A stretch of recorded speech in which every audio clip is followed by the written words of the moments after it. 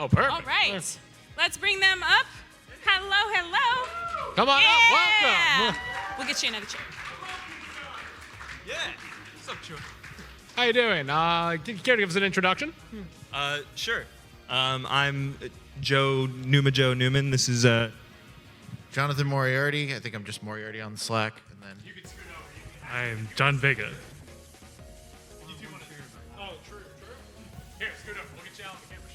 And so Numa Joe is doing the music. Jay Vegas is responsible for Galactic Brickdown and Swadge Land, which is a returning mode from last year. I did Tiltrads and Tiltrads Color the previous years, and this year I was porting the Techno Slide Whistle. And I just want to shout out, we've got another dev member who's a little too jet lagged to be on stream. Troy from Lumberjacks is in the audience, so shout out to Troy.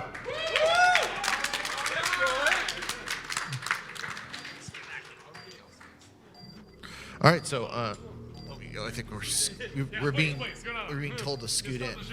So I think we're just showcasing generic functionality. Yeah, I think so. So here. You guys see what's on what we see?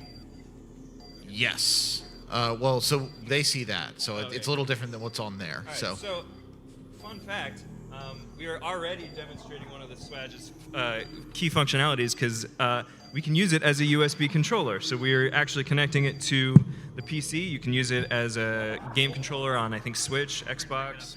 PC as well. Yeah. So we're using it right now, playing on actual hardware. Should we do the utilities and then do the games?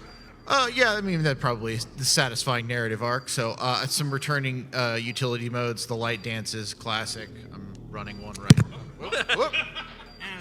Running one right now. We've got a couple new modes, I think. So you can see here, you can tweak brightness, speed, comment. Again, not very exciting to show on the emulator, but hopefully this is a decent approximation of what your experience may be. We've also got... Oh. Yeah, so, sure. So on the music, we got a bunch of things. So we've got the jukebox, so you can listen to all the music that's on the Swadge. A bunch of it that was made for this year's, as well as a bunch of returning favorites, as much of a couple Easter eggs and fun, goofy tunes.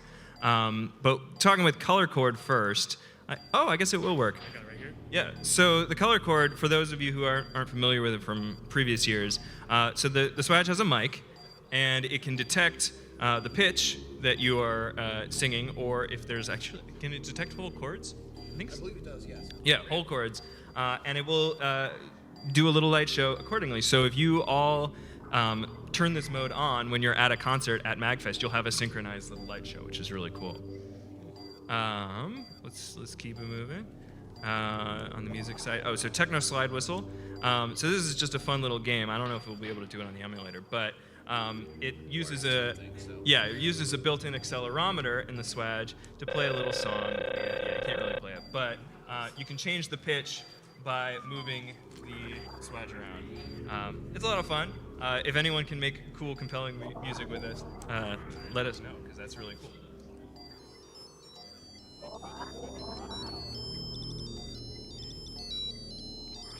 Nice. That's pretty sweet. All right, should we do anything? Oh yeah, and a tuner as well. We'll keep going. Utilities, we did light dances. You did paint, right? I did not do that. Oh, okay. Well, we'll just do a really quick. This is returning from last year, but a really cool, just a full-on paint program using both the touch screen to like change brushes, and I think it has share functionality. You can share it. Yeah, over wireless, which is really cool. And gamepad, that's what we're using right now, and a timer, just in case you need a timer. Okay, so let's get to the start attraction, which is games. I think we'll go in reverse order. You want to talk about Swadge Land? Well, that's probably... Oh, that's right. So, yeah, go for it. Yeah, so this is Swadge Land. It's returning from last year's Swadge. It's a traditional Mario-style 2D platformer. It's got 16 levels. They're pretty decent size, full of secrets, power-ups, and of course, enemies. There are 3 different enemy types you'll have to contend with that come in 3 color variations, and thus are in 3 different kinds of difficulty. There are these hidden burps you can find, so look out for them. Coins, obviously, can give you extra life. Who would have guessed that? And it controls smoothly. There's variable jumping, all the things you expect from a Mario-style platformer. What's unique about some of these enemies is that they... Yeah. Some of the enemies do have randomized behaviors, so like that bunny he just stepped on can jump at random heights. So it's gonna take more than muscle memory to beat these levels. So you gotta know what they're doing. And actually, if you go all the way left, there's actually a hidden block, just as an example of a secret. You get an extra power up. Nice. There's also a pretty decent scoring system. You don't usually associate these kind of platforms with scoring systems, but I really wanted there to be some serious replay value. So, like, not only can you beat the game, but you can go for the high score. And basically, every action you do increments a combo multiplier that lasts for like 4 seconds, unless you keep it going by doing other action like getting a power up or a coin or defeating an enemy. So every decision you make really matters if you're going for the highest score. All right. Moving on. So this one's really cool. I don't know how well it'll work on emulator, but Flying Donut. Flying Donut CN lore. Oh, okay, cool. You want to talk about I it? can speak to it a little bit. So, Feel free to continue talking. Ignore me. Okay, fair enough. So I think you want to do gyro off probably because I think that's how we'll actually control it on the emulator and have it play nice. So I would do single player. But one of the interesting... Click back on here a second. Oh, yeah, sure. There you go. One of the interesting things about this mode is that there's a multiplayer and that I believe, as there was kind of last year, there's going to be some analog to like a firmware flashing station for an update that will provide functionality that will allow you to integrate with the VR chat version of MAGFest so that you'll be able to kind of see stick figure representations of the people in the VR chat. The Mag Lord, I think is what they call it. And you'll be able to fly around and play like a little game that interacts with them. The tech pipeline for that is insane, and I don't think that I could do it proper justice talking about it here. I would say look up the creator of this mode, CN Lore, has YouTube videos, one of which details the pipeline for last year, and I think it is worth a deep dive into how you can string up two devices that are basically designed not to talk to each other and get them to interact.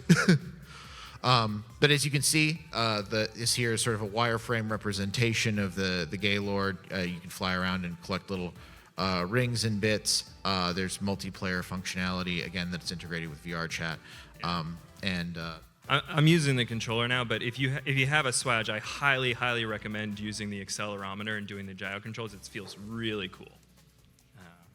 Absolutely, and that was something that actually came together kind of towards the, maybe not the 11th hour, but probably towards the 10th, I think. I remember we were sort of talking about that and ended up landing on a version of the accelerometer that felt really good.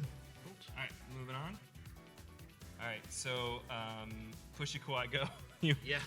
Okay, so Very important game. yes, I'm trying to remember if this was Socks himself. So you can play the physical version of this over in the MAGFest Indie Arcade. Shout out to those folks. Where I'm actually also I have Decimation. We've just lost the Elgato signal. You mashed it so hard, the signal's gone. Oh no. Oh no, there it goes. Hey. Oh hey. Hey! Right. Nice. Okay. So compete to make the funniest number you can. Yeah. So I mean, this will go up as high as it has digits for. It's again the brainchild of Socks over in the MAGFest Indie Arcade, Swadge port of that physical version that you can check out there. Lumberjacks, I almost feel like I should hand the reins over to Troy for it, but he's in the audience, so. All right. Oh God. I've heard very good things about this. Yeah, so, all right, I'll talk about what I play. So there's two different modes here, single player and multiplayer. If you've played the original, like Mario Bros. Arcade, it might be familiar. I don't know if Chris is here, but he did the music for this, and it's killer. It's too bad we can't hear it, but, okay. But yeah, just like original Mario Bros. Arcade, you flip them over from below, and then you knock them out. But you can see the twist is that you got this rising water. That if you fall in it, you're not gonna have a good time. And like Mario Bros. Arcade, you can also get little combos. There we go. There goes the water. And 1, 2. There you go. All right, but let's switch over to the other version. Oh yeah, so there's a little ghost that'll catch you if you stay there too long. And then there's attack mode. So this one, you can see that little box up there. You can actually get items in this mode. So, Troy, remind me, what does that one do? Oh, right, Imperious, exactly. So, boop, and now I don't get hurt by the bad guys. There are also, I think, yeah, there's an axe that will, oh yeah, here a little pro tip. If the ghost is coming for you, you can duck, and it won't attack you, although for some reason on this version of the emulator, it's being a little weird. But anyway, so a bunch of different enemies in this version. Yeah, okay. I think it's getting a little wonky. But yeah, yeah, as you go along, this is more of a score attack, but it's really fun in multiplayer, and you can get items that mess with the other person you're playing with. Troy, anything else we should talk about? Cool. But yeah. There's a lot of strategy to when you should use the items to get yourself a high score or mess with the other player. I'm not going to tell what the strategies are, but you should figure them out for yourself. Yeah, there's some really good. I play a lot of the panic mode. It's legit. It's hard. If you can get all the way through it, I think that. Perhaps we should save some of the tips and tricks for the folks that buy the player's guide. Oh yes, there's a player's guide. It's a very cool player's guide. But the player's guide, we have it, right? I think it's. Somebody was. Yeah, it's around here somewhere. But yeah, you should definitely buy the player's guide because it's very cool. All right, Galactic Brickdown. Yeah, you want to talk about? Yeah. So this is my game for this year. This is a breakout style of game. So you have a paddle, there's a ball, you bounce out the blocks to break them. Yeah, But that's the player's guide. right, hang on a second. Oh, okay. All right. I guess. Oh yeah, you need the touchpad to control this game. So hang on. So you can't use the touchpad on here, right? I guess not. Let's see. Can we move? Yeah, use the mouse. Can we do that? Yeah. All right. It's gonna be a little difficult to do it this way. Here, I'll do the touchpad. You talk. Yeah. So. Okay. That's teamwork right here. So at first sight, it seems like a normal breakout game, but if you have mastered the Morph Ball Bomb Infinite Jump, this is the game for you, because you can drop Morph Ball bombs essentially, which with the right timing can destroy lots of blocks at once. Or you can reflect your ball around corners or prevent it from losing the ball. You can do all sorts of stuff with these bombs. So the classic problem of in a breakout game, you're just trying to get that last block, but your ball just keeps going around it and not hitting it. Well, that's no problem, because drop a bomb with the right timing, you'll be on your way to the next level as soon as you know it. Also, the bombs will speed you up. The bombs do speed you up, and that does tie into the scoring system, because you can score lots of points by going fast, which is what we like to do here at MAGFest. Or you can also actually play a bit slow and build up your combo multiplier. So the scoring system does reward multiple play styles. Some levels will be favor one play style over the other. You'll have to figure out for yourself to get the highest score. There are 50 levels to go through, by the way. You want to talk about the remote bomb?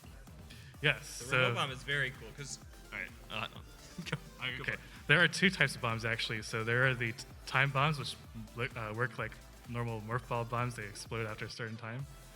You also have the option of using a single remote bomb. So you drop it, and then you can detonate whenever you want. And that opens the door to even more strategies. You could drop a remote bomb near the paddle and then use it in place of paddles in case your ball goes the wrong way. Or you can use the remote bomb strategically to, say,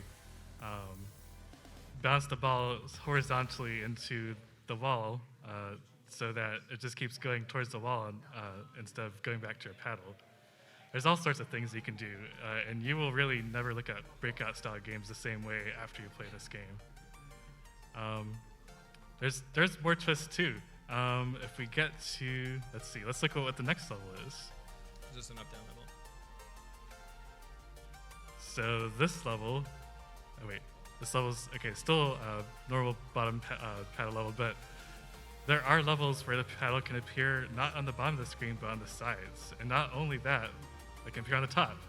And in addition to that, there can be multiple paddles. So this game is controlled using the touchpad on your Swadge. And that gives you this one-to-one control that puts you in control of all paddles simultaneously. And you will know, like, if you put your finger on the absolute left side of the touchpad, you know your paddle is going to go all the way left. If you put it all the way on the right, you know your paddle is going to all the way to the right.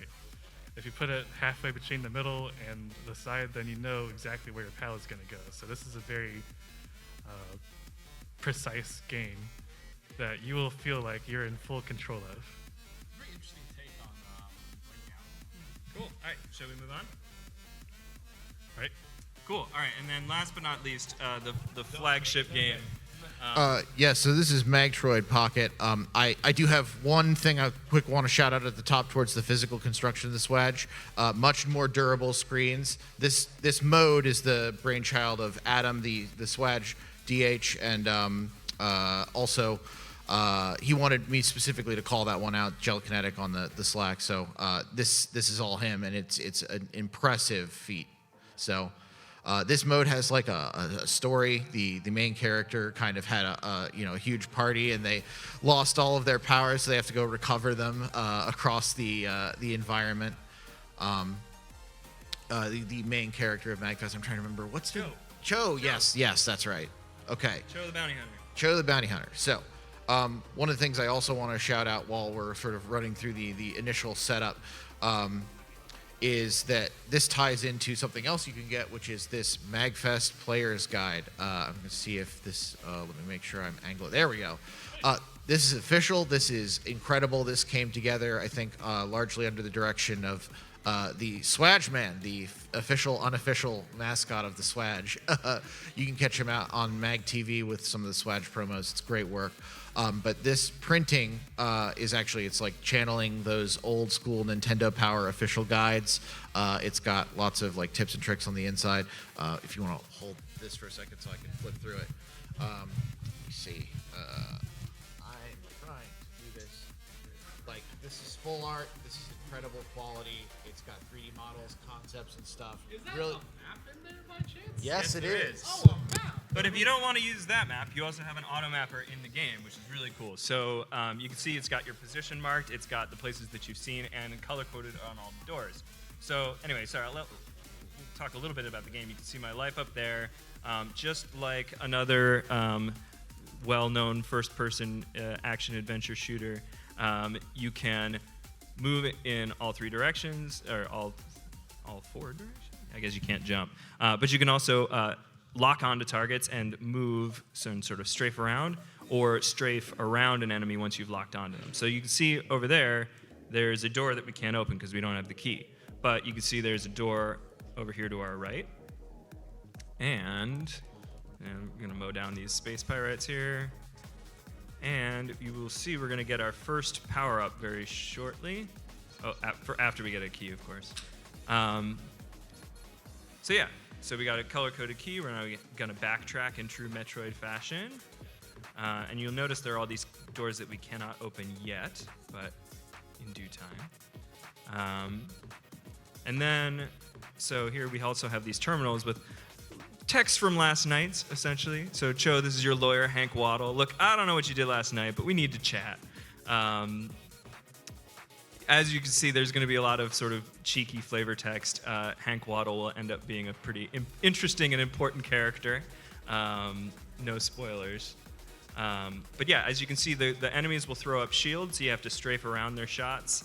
And again, they go down pretty easily with the normal beam.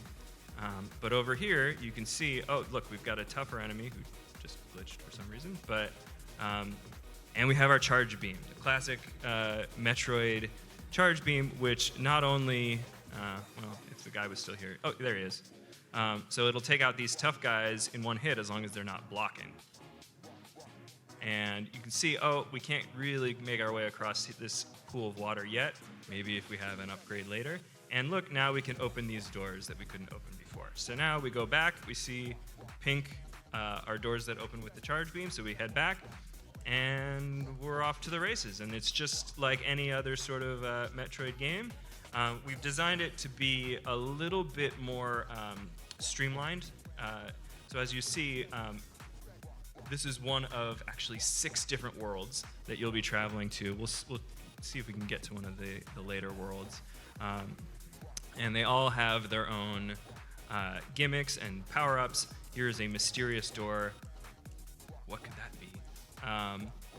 And you, like any traditional Metroid game, you can go back and scour the worlds that you've already visited with your new power-ups to find missile expansions, energy tanks. Actually, you know what? Should we go get an energy tank? Yeah, so the energy tanks, like Metroid, it's not all about just blasting your way through enemies, though blasting is certainly a big part of it. There are also puzzles to solve, so let's go, let's see, yeah, okay, so it's down this way. And why am I, oh, yeah, okay. So I will go to the first puzzle room.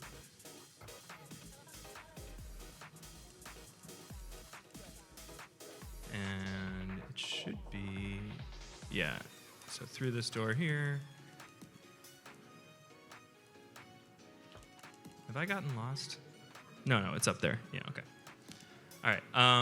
And so each of the worlds also hides an energy tank. You can see I'm doing pretty well, just topping up on, enemy health drops and whatever. But over here is our first puzzle room. So Bounty Hunter, these columns have feelings. They can sense when you shoot them, and they like it a certain way. Can you sense what they want?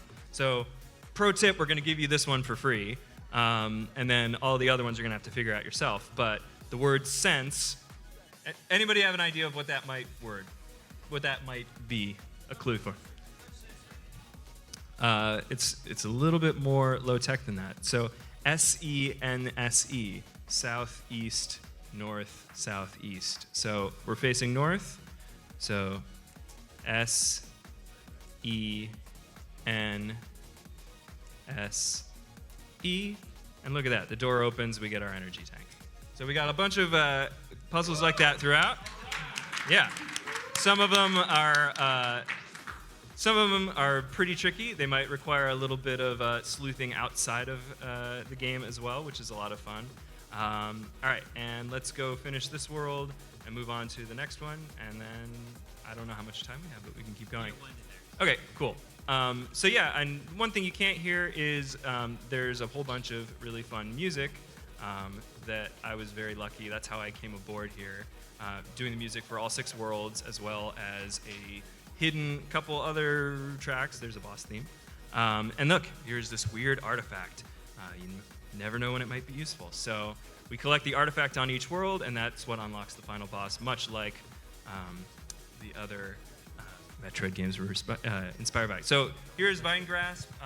Cool thing, you can't necessarily see it in the emulator, but the Swadge itself also lights up, and it has a bunch of different reactions to the game. It serves as a little mini radar, so if you can't tell where you're getting shot by, you can look at the lights on the Swadge to see which direction. And let's get the one more power up just to show off what that's gonna do. Oh, and I want to mention, obviously, in here we're kind of just showcasing some of the general modes and functionalities. If you're interested in the development process for this year's Swadge, there's going to be a panel tomorrow at 3:30. Highly recommend you check it out. We're going to have the actual department head, Adam, here. Unfortunately, couldn't be here today, as he is recently a dad, so congratulations to him. Yeah.